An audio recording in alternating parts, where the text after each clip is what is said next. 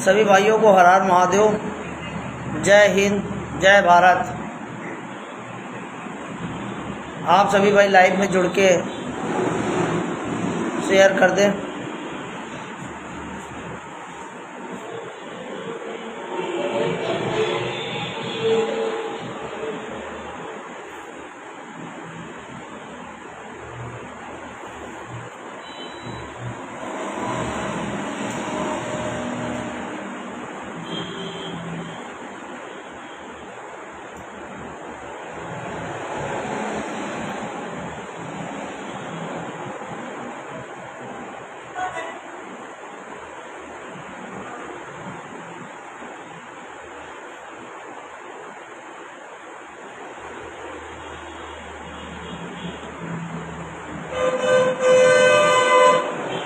भाइयों को सुप्रभात।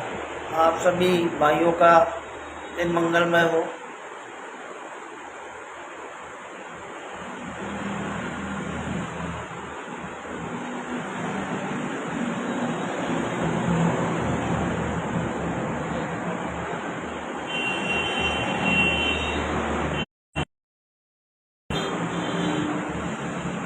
सोच रहे होंगे किस मुद्दे पे हम लाइव आए हैं। जुड़ जाइए, चर्चा करेंगे।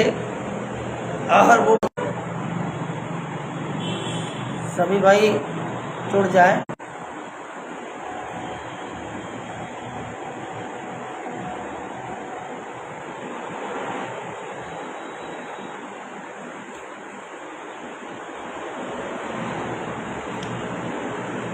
जुड़ के शेयर कर दें।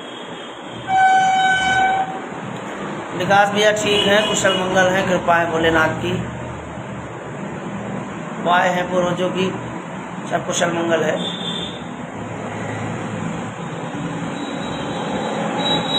भाई आप लोग देख रहे होंगे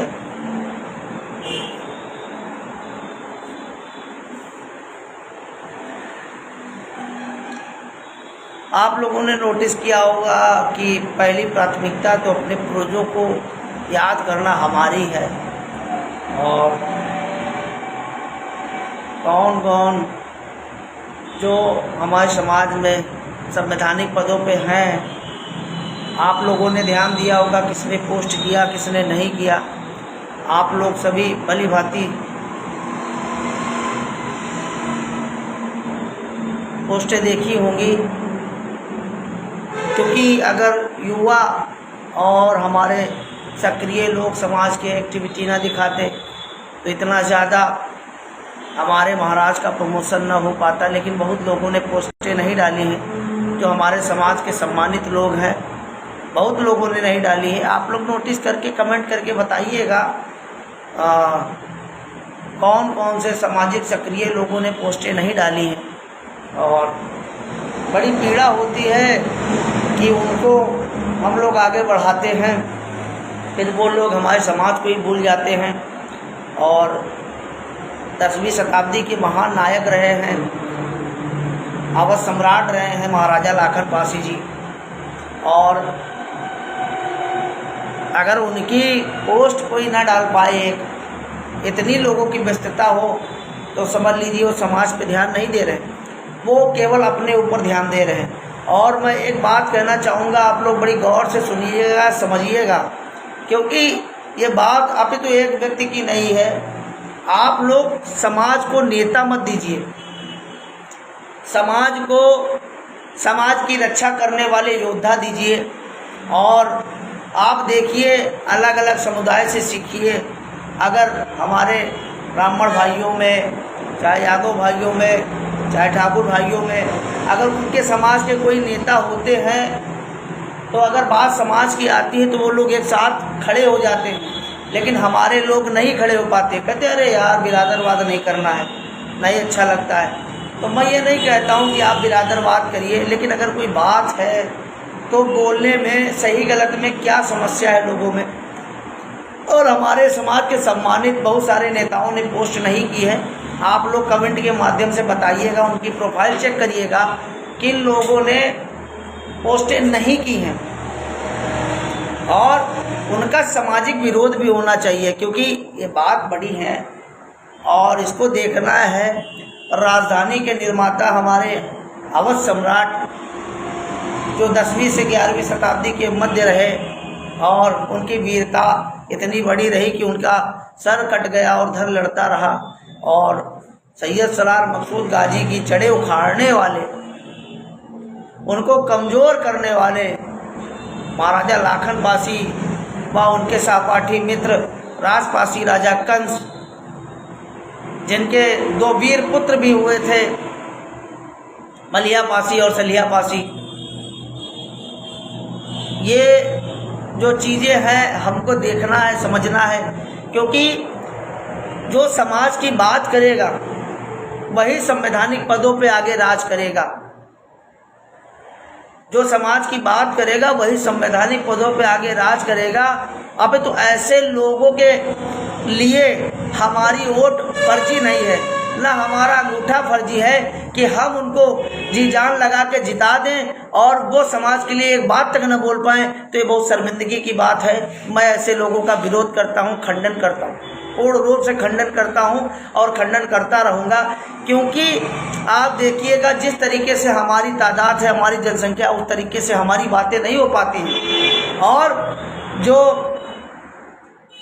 आप देख लीजिए, गीता पासी को न्याय नहीं मिला, सराय उमर विधानसभा हरचंदपुर और जनपद रायबरेली, वहाँ पे कई बड़े नेताओं का सपोर्ट था विपक्षियों के ऊपर, और यहाँ तक मुकदमा पूरा बदल दिया गया और उसको जान का खतरा भी है।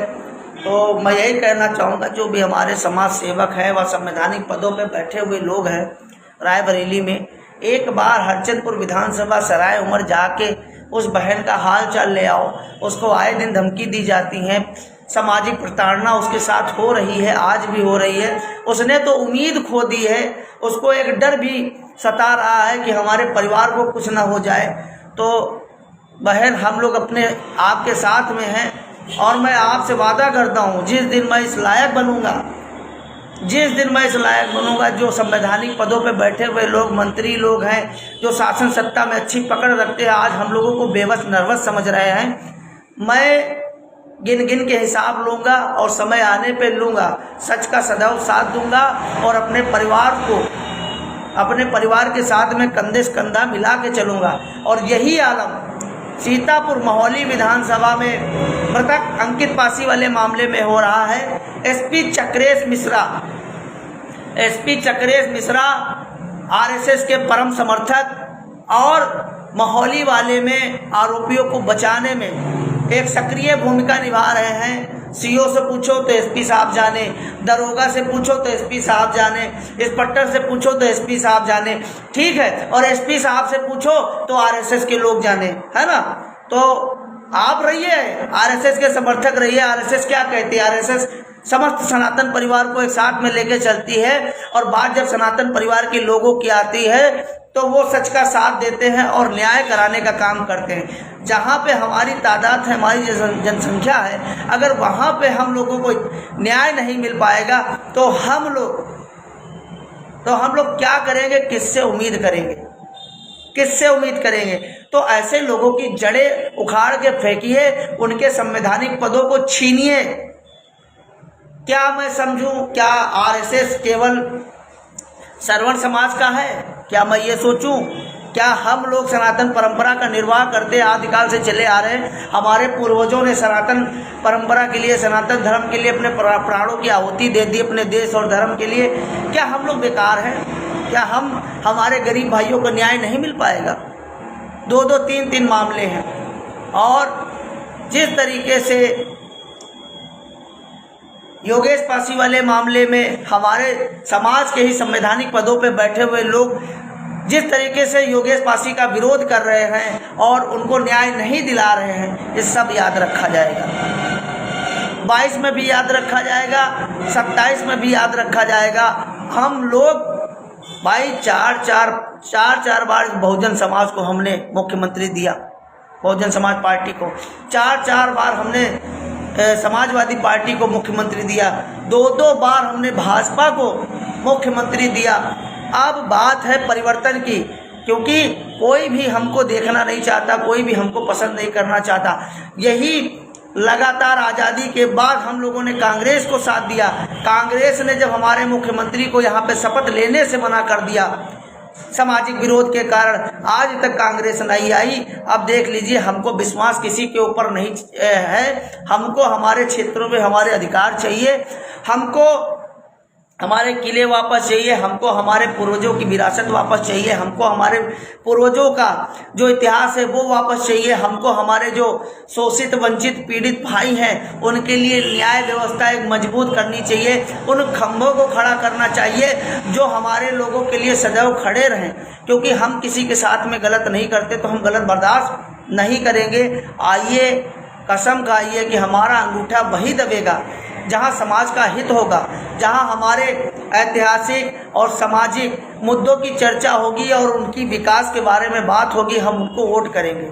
कसम खा लीजिए और इस पोस्ट को हर उस पासी भाई तक, हर उस शोषित वंचित पीड़ित वर्ग तक पहुंचाइए जिसका अभी सामाजिक उद्धार नहीं हो पाया है। आप देखिए, यही आदिवासी परिवार में हो रहा है, आदिवासी समाज में भी यही हो रहा है। 2-4 उनके नेताओं को पकड़ लिया जाता है और उन आदिवासी परिवारों को उसी दर की ठोकरें खाने के लिए भेजा जाता है। मैं यही कहूँगा, ठंडक का समय आ गया है। मेरे जो पदाधिकारी हैं, भदोही से हैं, बनारस से हैं, मिर्ज़ापुर से हैं, आप लोग एकजुट होकर थोड़ा पैसा एकजुट करके हमारे गरीब आदिवासी परिवार को कम्बल वितरण करिएगा। मैं लाइव के माध्यम से बता रहा हूं, ठंडक शुरू होने से पहले आप लोग चंदौली, मिर्ज़ापुर के पठारी क्षेत्रों में पहुंचिए। हमारे आदिवासी परिवार में भी कार्यकर्ता हैं, उनसे संपर्क करिए जो गरीब हैं, जिनको तन ढकने के लिए कपड़े नहीं हैं और छत नहीं है और कम्बल नहीं है, रजाई नहीं है। आपसे जो हो सके उनको प्रोवाइड करिए और अपने समाज में भी यही कार्य करिए जो गरीब भाई हैं। मैं उनको बिल्कुल हमारी लाइव देख के ये काम करिएगा और मैं भी कोशिश करूंगा जल्द से जल्द ठंडक से पहले पहुंच के अपने परिवार में हर वो संभव मदद करने की कोशिश करूंगा। और इस मुहिम में आप सभी भाइयों का जो सक्षम परिवार हैं उनसे मैं ये गुहार लगाऊंगा कि आप हमारा साथ दीजिए, हम परिवर्तन लाएंगे। आप हमारा साथ दीजिए, हम परिवर्तन लाएंगे और इस नारे को बुलंद करके एक नई पहल को हम आगाज़ करेंगे, ताकि जो भी जराइम जातियां हैं, जो भी वीर जातियां हैं, हम लोग उनके लिए कुछ कर सकें, कुछ आगे उनके बारे में सोच सकें। और हमको बहुत पीड़ा है, अपने समाज में जो बड़े बड़े संवैधानिक पदों पे उनको हम लोगों ने आगे बढ़ा दिए, मंत्रालय पकड़ा दिए, आज वो एक पोस्ट अपने पूर्वजों के नाम से नहीं डाल पाते हैं। बहुत दुख है। और ये सारी चीज़ें नोट रखिए, क्योंकि हमको लोग को नोट करके रखना है। अगर नहीं रखोगे तो आप ऐसे चिल्लाते रहोगे, आपके काम नहीं होंगे, आपके काम नहीं होंगे। इन 3 मुद्दों पे हम लोग सरकार गिराएंगे वर्तमान की। एक रायबरेली का, दूसरा लखनऊ का, तीसरा सीतापुर का, मृतक अंकित पासी का, गीता पासी का, पीड़ित गीता पासी परिवार के लोगों का, और योगेश पासी वाला मामला। हम लोग भली भांति याद रखें, भूलेंगे नहीं। जो आपस में सोचते हैं कि अरे यार इसको बचा लेंगे, नेता बन जाएगा, नहीं चलिए इसने गलत किया है, तो ठीक है, हम भी लोग याद रखेंगे, उसका जवाब देंगे समय से। क्योंकि देखिए, हमारा भाई भले ही हमको गाली देता हो, हमारा विरोध करता हो, लेकिन अगर उसके साथ कोई गलत चीज़ हो रही है तो हम लोग उसके सदैव साथ में हैं और कंधे से कंधा मिला के चलेंगे। परिवार में हमारी नहीं बनती है, वो हमारा आपसी मामला है, लेकिन अगर कोई बाहरी इसका फ़ायदा उठाने की कोशिश करेगा तो हम लोग चट्टान की तरह उसके सामने खड़े होने का काम करेंगे। आओ हम ऐसी पहल करते हैं, ऐसा आगाज़ करते हैं और अपने भाइयों को, अपनी बहनों को, अपनी माताओं को, अपने बुजुर्गों को एकजुट करते हैं। क्योंकि हमको हमारे अंदर जो बदलाव आएगा स्वाभिमान का, वो हमारे पूर्वजों से आएगा। हम जब आगे बढ़ेंगे, कब आगे बढ़ेंगे? जब हमारे अंदर हमारे पूर्वजों के प्रति सम्मान होगा और कुछ करने का जज्बा होगा, तभी हम आगे कुछ कर पाएंगे, अन्यथा कुछ नहीं कर पाएंगे। तो हमारे युवाओं ने और हमारे बहुत सारे बुजुर्ग साथियों ने, हमारी बहुत सारी माताओं बहनों ने बढ़ चढ़ के महाराजा लाखन पासी जी की जयंती बनाई है। कई जिलों में, पूरे उत्तर प्रदेश में, पूरे देश में। मैं उनका तहे दिल से आभार प्रकट करता हूँ, धन्यवाद करता हूँ। भगवान भोलेनाथ की कृपा सदैव आपके सभी परिवार के ऊपर बनी रहे, आपको वो हर चीज़ की खुशियाँ मिले जो आपकी इच्छा है, और आप लोग खूब आगे बढ़ें, शिक्षित बने, सामाजिक बने और संघर्ष करें। आप सभी भाई एक रहें और जो चीज़ें आज तक अपने समाज को नहीं मिल पाई हैं उस पर ध्यान दें, और ईश्वर से कामना करें कि हम लोग वो चीज़ें पाएँ। क्योंकि आप देख लीजिए, हम लोगों ने सबके ऊपर विश्वास किया, सब लोगों ने हमारे साथ छल किया। क्योंकि हम किसी की भी सरकार बनाएंगे तो हमारा उप मुख्यमंत्री होना ही चाहिए उत्तर प्रदेश में। आप हमारा कोई भी नेता हो, इस मुद्दे पे बात कर ले, हम उसके साथ चट्टान के साथ में खड़े, चट्टान बन के खड़े हो जाएंगे। मुख्यमंत्री या उप मुख्यमंत्री हमको चाहिए, हमारी इतनी तादाद है और हमारे हक अधिकार हमको चाहिए। क्योंकि अगर लखनऊ में महाराजा लाखन पासी जी की प्रतिमा नहीं लगी मेडिकल कॉलेज के बाहर, और किंग जॉर्ज मेडिकल कॉलेज का नाम नहीं बदला, तो हम पासी मिलके इस बार इतिहास रच देंगे, सरकार पलट के। और उत्तर प्रदेश की छोड़ दीजिए, हम लोग केंद्र की सरकार पलटेंगे, केंद्र की सरकार पलटेंगे। 80 सीटें हैं लोकसभा की उत्तर प्रदेश में, और 52 जिलों में हमारा रसूख है, 152 सीटें। यार 125 सीटें नहीं हैं हमारी, 52 जिलों में हमारा वर्चस्व है, 52 जिलों में हम लोग सत्ता पलटने का काम करते हैं।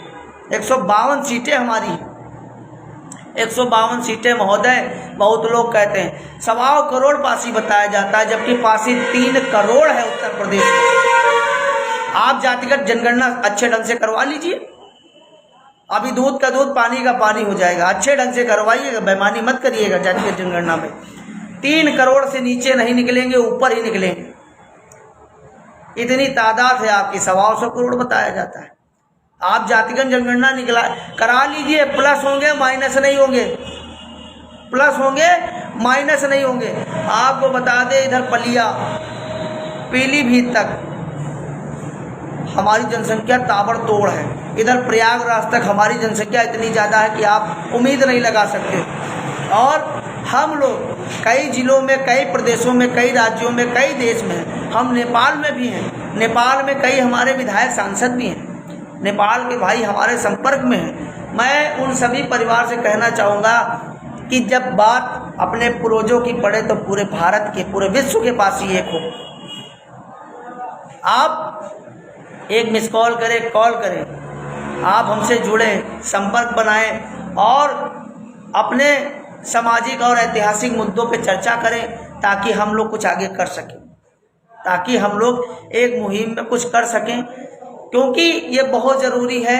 हम लोगों ने अभी तक समाज को नेता दिए, हम लोगों ने अभी तक समाज को नेता दिए, लेकिन समाज सुधारक नहीं दिए, इसलिए समाज के कभी उद्धार नहीं हो पाया। जिस दिन आप समाज सुधारक दोगे, संवैधानिक पदों पर समाज सुधारकों को बैठा लोगे, आप सारी राजनीति समाज पे कर दीजिए, ना कि नेताओं पे। जो समाज की चर्चा करेगा, जो समाज के लिए काम करेगा, वही संवैधानिक पदों पर राज करेगा। इस मुहिम को आगे बढ़ाइए, इस मुहिम को आगे बढ़ाइए। आप लोग देख लीजिए, आप उनको जी जान लगा के उनको जिताते हो, लेकिन वो तुम्हारा काम नहीं करते, वो सर्व समाज के नेता हो जाते। अरे आप अपने समाज के नेता नहीं बन पाते हो, सर्व समाज के क्या नेता बनोगे। हमने महाराजा लाखन पासी के नाम से भंडारे करवाए, नेशनल हाईवे पे पासी कुलवीरों के गाने बज रहे थे, तो क्या हम जातिवादी हो गए। यहाँ पे हर उस समाज के लोगों ने प्रसाद ग्रहण किया, ना कोई धर्म था, ना कोई मजहब था। जो भूखा था वो भरपेट यहाँ पे भोजन कर रहा था, भरपेट भोजन कर रहा था। बहुत लोग कहते थे भाई पासियों के नाम से अगर आप कुछ करोगे तो आपके घर कोई आएगा नहीं, कोई पानी नहीं पिएगा। ये सब गलत बताया जाता है। भाई जिसके भूख लगी होती वो ना धर्मवाद देखता है, ना जातिवाद देखता है, बस अपना पेट देखता है। तो मुझे बहुत खुशी हुई। मैं उन सभी भाइयों का, हमारे लाखन आर्मी के पदाधिकारियों का और हमारे समाज के लोगों का तहे दिल से आभार करता हूँ, आभार प्रकट करता हूँ, धन्यवाद प्रकट करता हूँ।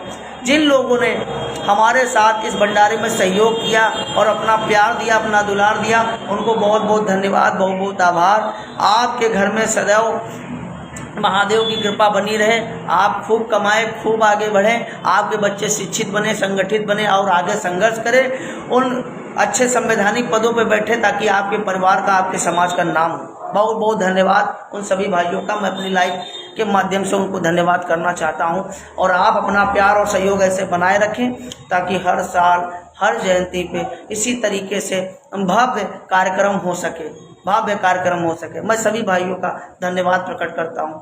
और आप लोग कमेंट के माध्यम से बताइएगा किन संवैधानिक पदों पे जो हमारे समाज के लोग बैठे हो महाराजा लाखन पासी जी के नाम से पोस्ट नहीं किए, उनका सामाजिक विरोध होना चाहिए। मैं खुल के बोल रहा हूँ, एकदम खुल के होना चाहिए कि नहीं होना चाहिए, कमेंट के माध्यम से बताइए। जिन लोगों ने नहीं किया है पोस्ट, अरे पोस्ट ही कर दीजिए, प्रोग्राम की बात छोड़िए। और जिन लोगों ने नहीं किया है पोस्ट, उनका सामाजिक विरोध होना चाहिए कि नहीं होना चाहिए, कमेंट के माध्यम से बताइएगा। और लाइव हर जगह पहुंचाइएगा, हर जगह पहुंचाइएगा। और हमको लोकसभा के पहले बहुत सभी सम्मानित से मैं कहना चाहूँगा, आप बिजली पासी किले पे आइए, एक सामाजिक बैठक कर लीजिए। सभी संगठन के जो राष्ट्रीय अध्यक्ष हैं, जो भी सम्मानित सदस्य हैं, जो भी सम्मानित हैं समाज के लोग, आप बोलिए हम लोग लोकसभा चुनाव के पहले बिजली पासी किले पे एक बड़ी बैठक कर लेते हैं। पूरे ज़िले से, हर प्रदेश से, मतलब पूरे प्रदेश के हर ज़िले से सब सम्मानित साथी आ जाए, एक डेट रख ले, हम लोग बैठक कर ले, चिंतन कर ले, मंथन कर ले, क्या होना चाहिए क्या नहीं होना चाहिए। हम सबकी सुनेंगे और सबकी सलाह से फिर एक साथ मत करेंगे, एक साथ मत करेंगे और बदलाव करेंगे। जो हमारी बात करेगा वो उत्तर प्रदेश में राज करेगा।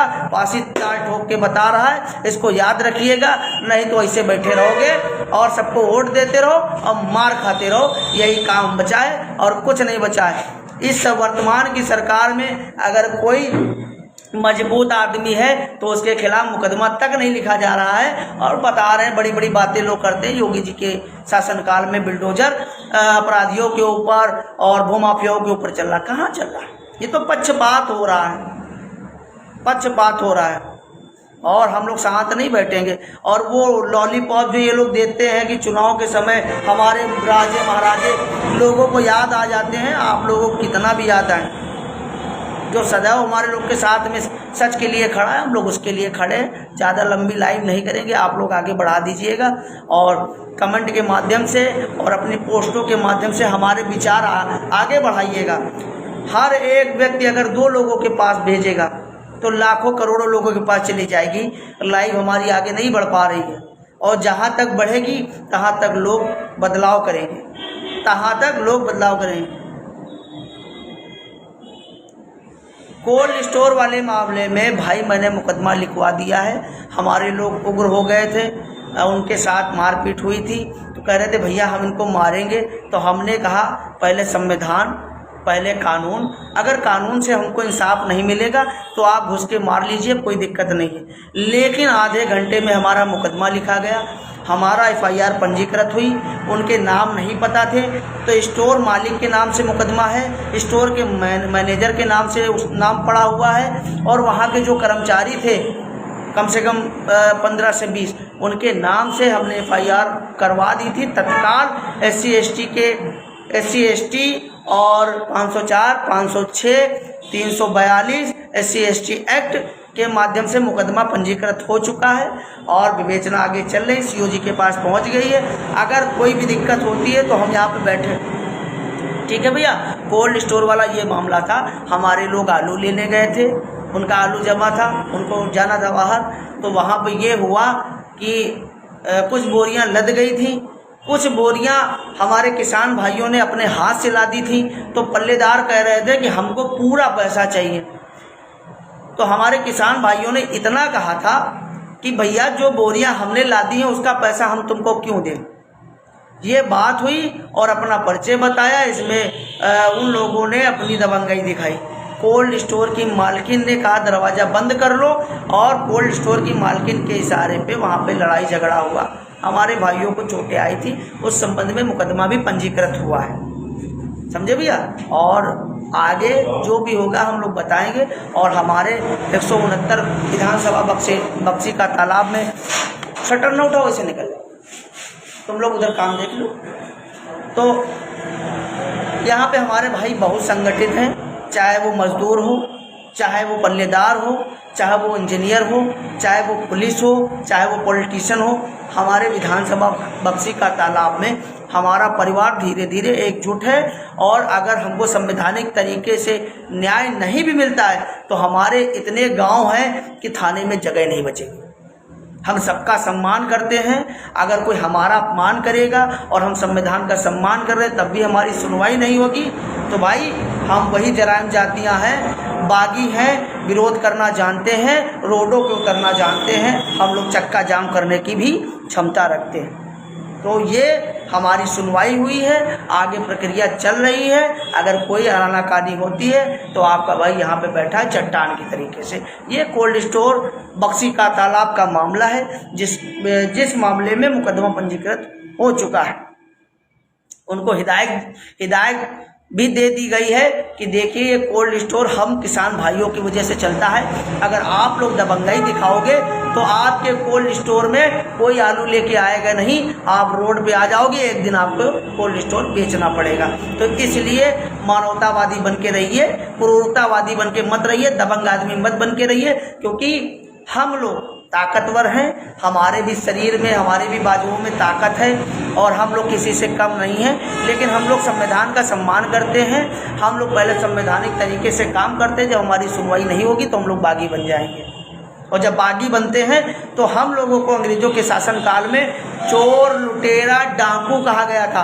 और फिर महाशय मसूरिया दिन पासी जी ने जब जराइम पेशा एक्ट हटवाया तो हम लोगों के ऊपर हैप्चुअल एक्ट लगा दिया गया कि हम लोग आदतन अपराधी हैं, हम लोग बागी हैं, लूटपाट करना हमारा पेशा है। भाई जो देश के लिए लड़ा, धर्म के लिए लड़ा और सदैव खड़ा रहा, कभी किसी से समझौता नहीं किया, वो चोर, लुटेरे, डाकू बन गए। अंग्रेजों की बातें आज भी यहाँ पे लागू हैं, आज भी यहाँ पे लागू हैं। तो भाई मेरे, संविधान में सबको बराबर का हक, अधिकार है, और वो हम लोग भली भांति जानते हैं। अगर संविधान के माध्यम से उसमें बहुत सारी कंडीशनें हैं कि अगर आपका कोई अधिकारी नहीं सुनता है या कोई सरकार नहीं सुनती है तो आप जन आंदोलन, अपनी ताकत दिखा सकते हो, उस सरकार को बदल सकते हो, अपने मन मुताबिक सरकार बना सकते हो। इन चीज़ों पे गौर करिए। जो ना सुने वो सरकार ही बदल डालो, जो ना सुने उस अधिकारी को ना रुकने दो, तभी परिवर्तन होगा, तभी बदलाव होगा। ये बात केवल एक जगह पे लागू नहीं होती, उस जगह पर लागू होती है जहाँ पे इस तरीके कार्य हो रहे हैं और शोषित वंचित पीड़ितों के साथ अत्याचार हो रहे हैं।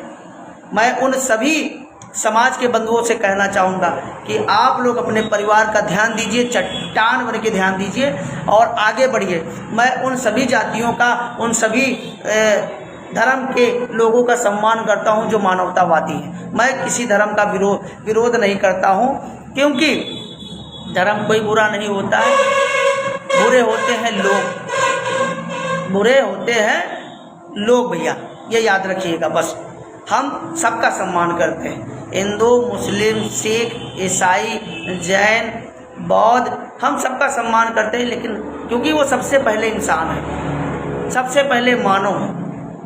जब यहाँ पे विकास हुआ तो अलग अलग बिरादरियाँ, जातियाँ बन गई। देखिए, जाति का मतलब होता है जड़। तो हमारी जड़ क्या है? आदिकाल से हम लोग नागवंशी हैं, शैव धर्मी हैं, सनातन परंपरा का निर्वाह करते थे। बौद्ध धर्म का विस्तार कहाँ से हुआ? बौद्ध भी हम भी क्यों है? क्योंकि जो भी हमारे कुल के पूर्वजों ने संत जीवन का निर्वाह किया उनको बौद्ध कहा गया, बौद्ध भिक्षु कहा गया। बौद्ध का मतलब क्या होता है? बुद्धिमान, श्रेष्ठ, तपस्वी, एकांतवासी। वैसे ही ब्राह्मण को कहा गया। ब्राह्मण का मतलब क्या होता है? जो ब्रह्मांड का ज्ञाता हो, जो ब्रह्मांड की जानकारी रखता हो, उसको ब्राह्मण कहा गया। अब ये जाति से मत जोड़िएगा, ब्राह्मण एक जाति नहीं है, ब्राह्मण एक परंपरा है। मैं ब्राह्मण जाति के लोगों की बात नहीं कर रहा हूँ, मैं एक ब्राह्मण परंपरा की बात कर रहा हूँ, ये याद रखिएगा। ब्राह्मण जाति को उससे न मत जोड़िएगा। इस तरीके से जैसे आज हम पासी बोले जाते हैं, पहले पासी एक जत्था हुआ करता था जो सदैव रक्षा करता था, प्राकृतिक रक्षक, ब्रह्मांड रक्षक, देश रक्षक, धर्म रक्षक, मानव रक्षक। शोषित वंचित पीड़ित रक्षक, पा मतलब पकड़, अस मतलब तलवार, जो रण में शस्त्र धारण करता था, गरीब शोषित वंचित पीड़ित है, धर्म रक्षक देश रक्षक, जो इनकी रक्षा करता था उनको पशुपाशी कहा जाता था, दंड पाशा कहा जाता था। आदि काल में हमारे एक हाथ में डंडा दूसरे हाथ में रस्सी हुआ करती थी। गुप्त शासन काल में आंतरिक सुरक्षा हम लोगों के पास हुआ करती थी। सबसे पहले महाराजा त्रिलोकचंद पासी जी ने राजपासी टाइटल अडॉप्ट किया था। उससे पहले हम लोग भारसु बोले जाते थे। मैं बार बार ये इतिहास बता रहा हूँ। राजा विक्रमादित्य महारानी कुबेर नागा के पुत्र थे, जिनका विवाह समुद्रगुप्त द्वितीय से हुआ था। तो ये गुप्त साम्राज्य ऐसे नहीं बढ़ा, अखंड भारत का निर्माण गुप्त साम्राज्य में ऐसे नहीं हुआ। उनके ऊपर भारसियों का हाथ था, अर्थात भारसियों का हाथ था और गुप्ता राजाओं की। गुप्त साम्राज्य की स्थापना कहाँ से रखी गई? आपके कौशाम्बी से। कौशाम्बी भदोई हमारी धरती है, भारसियों की धरती है। हाँ, भारसियों किसे कहा जाता है?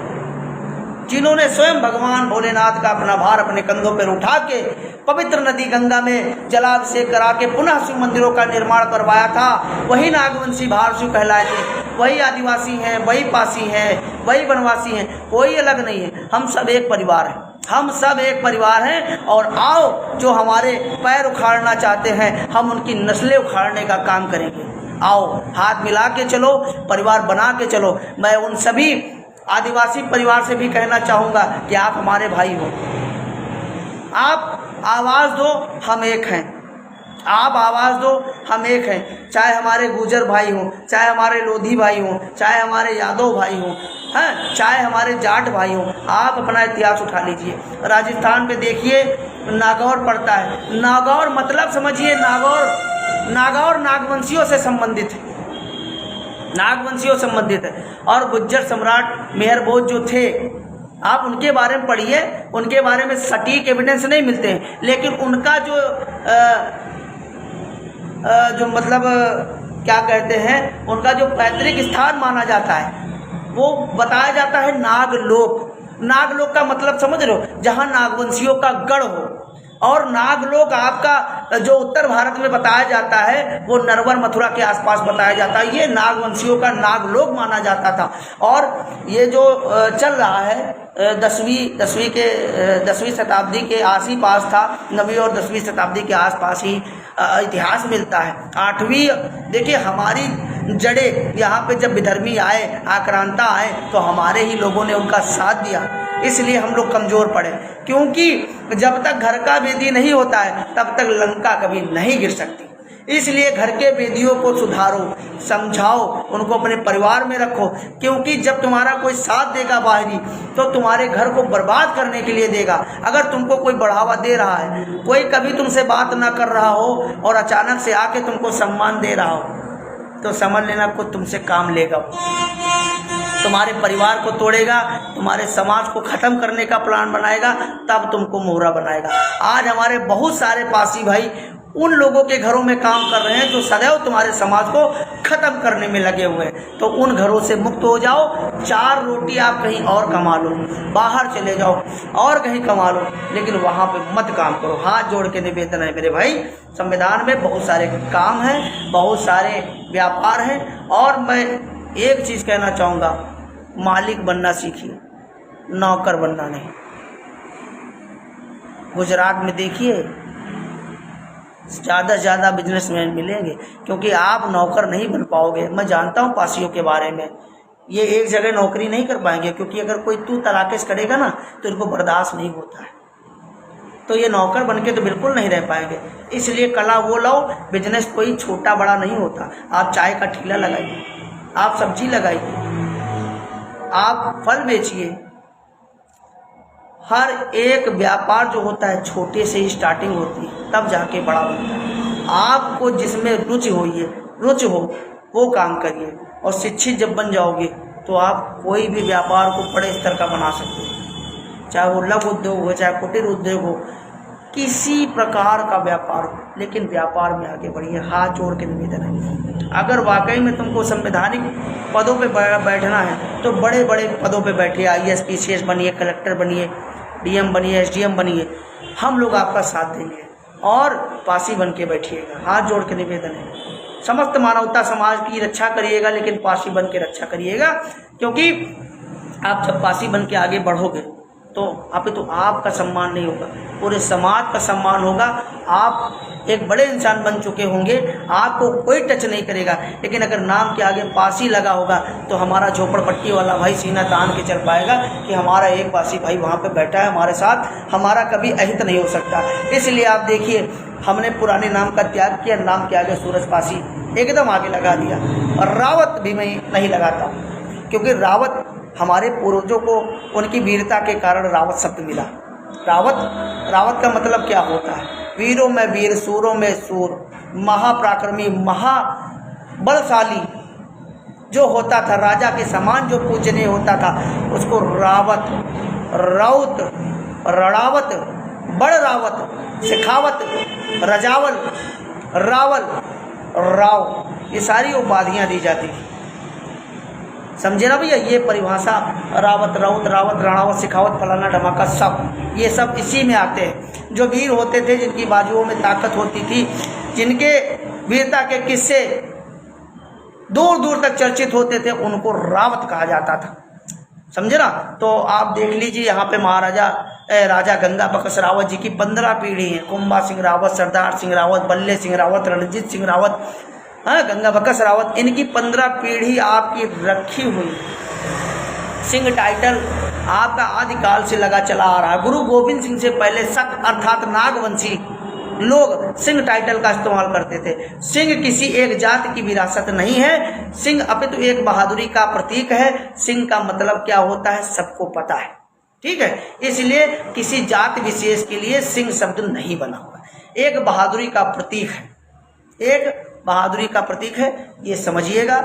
इसलिए हमारी बिटिया का भी नाम आर्या सिंह पासी है, हमारे भाई के लड़के का भी नाम भंवर सिंह पासी है, छोटे वाले बच्चे का नाम अविराज सिंह पासी है। तो हमारे पूर्वजों को जो चीज़ें मिली हैं विरासत में, उनको हमको सजो के लेके रख के चलना है। और हम लोग आदिकाल से मानवतावादी रहे हैं, एकांतवासी रहे हैं, महायोगी रहे हैं, महातपस्वी रहे हैं। जब हमारी प्रजा खुशहाल रहती थी तो हम लोग एकांतवास धारण करते थे और प्रभु का गुणगान करते थे, क्योंकि ये मनुष्य योनि है, मृत्यु लोक है, यहाँ पे जो आया है उसको मरना है। कोई अमृत नहीं पी के आया, सबको मरना है। और जहाँ से हमको मुक्ति मिले, जहाँ से हमको परम धाम मिले, हम लोग उसी चीज़ों में लीन हो जाते थे और वही चीज़ें करते थे।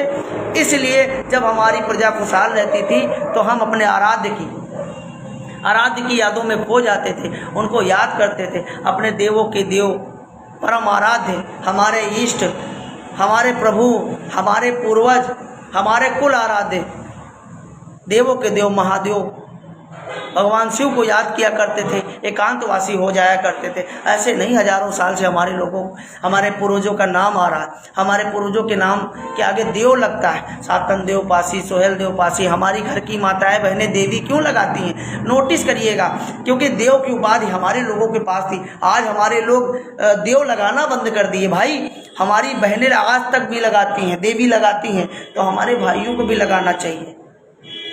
देखिए, जैसे राहुल देवपासी है, जो भी है, देव जरूर टाइटल लगाइए, क्योंकि देव अगर हमारे पूर्वज थे तो देवों के देव महादेव थे, हमारे पूर्वज, हमारे आराध्य, हमारे इष्ट। इसीलिए आप देखिए, जो भी पुराना इतिहास पाओगे, शंकर जी को क्यों पाते हो वहाँ पे, शिव जी को क्यों वहाँ पे विराजमान पाते हो? क्योंकि आप देखिए, पुरानी वो गाना हटा ना दिया गया हो। आप लोग कैलाश यात्रा के विवरण में सुनिएगा, कैलाशवासी शिवपद पासी, साफ साफ वो सिंगर गाना गा रहा है। और हमारे पूर्वजों से किसने हमको अलग किया, ये भी जानने का विषय है, समझने का विषय है। क्योंकि हम लोग बाबा साहब का सम्मान करते हैं, लेकिन बहुजनवाद और अम्बेडकरवाद में हमारे पूर्वजों का इतिहास हम लोगों से अलग कर दिया गया। क्योंकि जो प्लान अंग्रेजों का था, जो प्लान मैकाले ने और मार्टिन गविन्स ने बनाया था, वो प्लान आज तक भी लागू है। मार्टिन गविन्स ने ये कहा था कि ये जो एक बहादुर कौम है, अगर इनको, रानी विक्टोरिया से कहा था, इनको बड़ी निर्दयता से नहीं कुचला गया तो आगे चल के सबसे बड़ा रोड़ा यही बनेंगे। तब ही तत्काल रानी विक्टोरिया ने एक कमेटी बनाई और 1871 में जराइम पेशा एक्ट सबसे पहले फांसियों के ऊपर लगाया गया। उसके बाद जो भी बागी जातियाँ थी उनके ऊपर लगाते चले गए। धीरे धीरे कम से कम 200 नहीं 400 प्लस जातियों पे लगा था। कुछ जातियों ने समर्थन दे दिया था अंग्रेजों को, तो 200 प्लस जातियों के ऊपर हट भी गया था। तो लगभग 160 से 200 प्लस जातियों के आसपास वो बागी जातियों के ऊपर जराइम पेशा एक्ट लगा रहा। उसको मुक्तिदाता बोलने वाले हमारे परम आदरणीय बापू मसूरियादीन पासी जी ने 1952 में भरी संसद में कहा था कि हमारा देश आज़ाद हो गया, लेकिन जराइम जातियाँ आज भी आज़ाद नहीं हुई। अगर ये कानून हटाया नहीं गया तो मैं भरी संसद में आत्मदाह कर लूँगा, और जिसका जिम्मेदार वर्तमान की सरकार होगी। इनकी बातों से हमारे जो चाचा जी कहे जाते हैं लाल बहादुर जवाहरलाल नेहरू जी, उनकी बातों से बहुत प्रभावित हुए और तत्काल कमेटी बना के इस कानून को हटाया। और दुर्भाग्य की बात देखिए, लेकिन हम लोगों से पीड़ा थी, उन जराइम जातियों से लोगों को पीड़ा थी, इसलिए उन लोगों ने क्या किया, एक कानून वो लगा रहा दिया कि ये लोग आतदन अपराधी हैं और इनका पेशा ही अपराध करना है, इसलिए हैप्चुअल एक्ट लगा दिया गया। हैप्चुअल एक्ट लगा दिया गया। आज भी वो कानून संविधान में है। हम लोगों को आतदन अपराधी कहा जाता है, हमारा पेशा ही अपराध करना है, आज भी कहा जाता है। वो एक्ट आज भी नहीं हटा है उन जराइम जातियों के ऊपर। इसलिए संविधान में जो संवैधानिक पदों पे लोग बैठते हैं वो हम लोगों को घृणा की नज़र से देखते हैं। ये बदलना पड़ेगा, ये मुहिम हमको चलानी पड़ेगी। इसको याद रखिएगा, समझिएगा भाई, अपने लोगों तक पहुंचाइएगा। आपका भाई बोलता है, गले में दर्द भी होती है। अगर ये बात सुन के आप लोग नहीं बदल पाओगे तो मैं ये आपको बिल्कुल बताना चाहूँगा, फिर कोई ईश्वर जन्म नहीं लेगा, फिर कोई आपके कुल में कोई योद्धा जन्म नहीं लेगा जो सामाजिक परिवर्तन कर पाएगा। इन सब बातों को अगर समझ के आप वर्तमान में बदलाव नहीं कर पा रहे हो तो आपका कुछ नहीं हो सकता है, ये आप मान के चलिए। शराब से दूर हटिए, शिक्षित बनिए, सामाजिक बनिए, संघर्ष करिए। और जो लोग प्लान के तहत आपके समाज में शराब का सेवन कराने के लिए आपका सहयोग दिए हैं, आप लोग बुद्धिमान बन के उनके समाज में बैठ के ये कार्य करिए। जो सदैव तुम्हारे प्रतिद्वंदी रहे हैं, सदैव तुम्हारे दुश्मन रहे हैं, उनके खिलाफ हम लोग चक्रव्यूह रचना चालू कर देंगे। क्योंकि जो हमसे अच्छे से बात करेगा वो सम्मान पाएगा, और जो हमारे खिलाफ कोई भी षड्यंत्र रचेगा हम लोग उसको मुंहतोड़ जवाब देने के लिए तत्पर हैं। यही से मैं अपनी वाणियों को विराम देता हूँ। आप लोग स्वस्थ रहें, मस्त रहें। भगवान भोलेनाथ की कृपा हमारे अनुज और अग्रज भाई व माताओं बहनों के ऊपर व बुजुर्गों के ऊपर सदैव बनी रहे। हर हर महादेव। जय हिंद, जय भारत।